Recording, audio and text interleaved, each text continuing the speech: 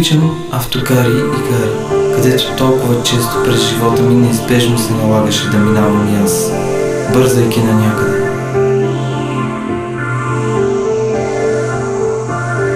На тези места хората, кой знае защо, по-често се разделят, отколкото се срещат. Дали разделите при заминаването са по-важни, отколкото срещите при пристигането? Едва ли. Но неразбираемо защо, хората някак неумело се радват.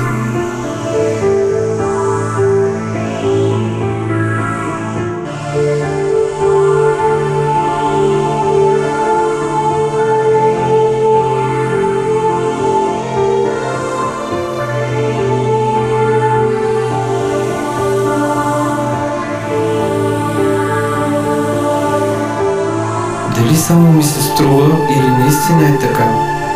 Но когато тръгва автобус или влак, разделящите се винаги се целуват тъжни и помахват разплакани на някого вътре, който също бърши или приглъща сълзите си.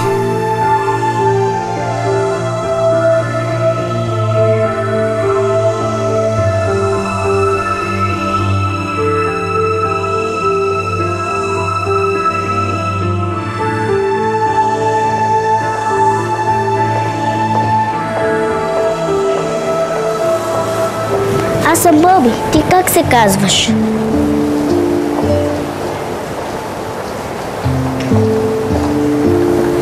Аз съм дядо Петър.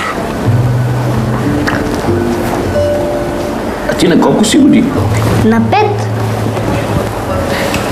И къде отиваш? На село при баба и дядо. Те как се казват? Дядо Борко и баба Снежа. И какво ще правиш на село, Боби? Ще ходят с дядо на лов за лисици. Една лисица яде пилетата на баба и дядо каза, че трябва да я убием. Ще вземем и Рекс с нас. Той ще души, за да я намерим. Дядо ще стреля с пушката и ще я убие. После ще я удерем и баба ще си направи нова яка за пълто от нея. На лов? Безстрашен юнак си ти, Боби. Щом не те е страх?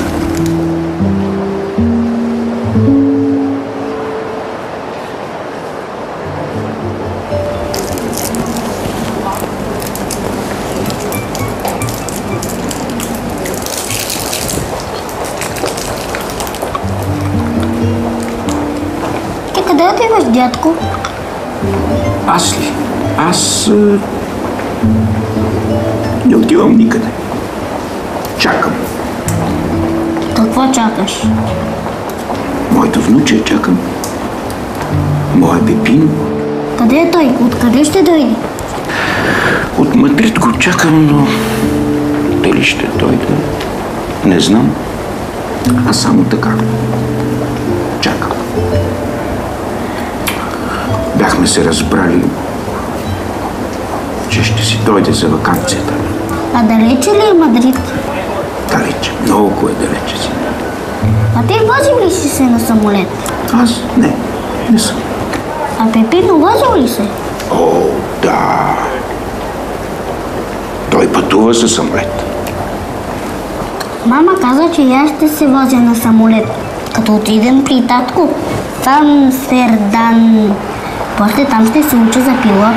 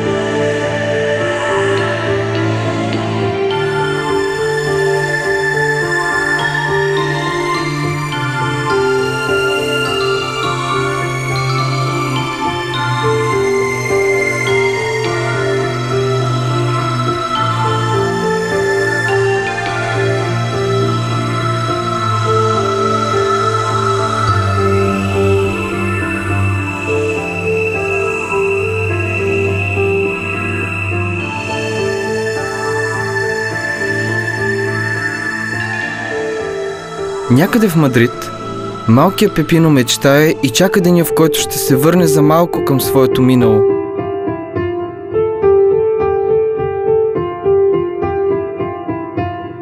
В Амстердам един баща чака деня, когато синът му ще пристигне при него.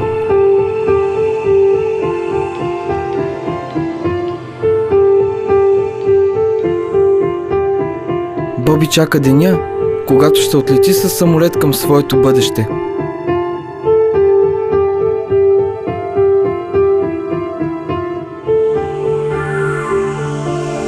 Те чакат.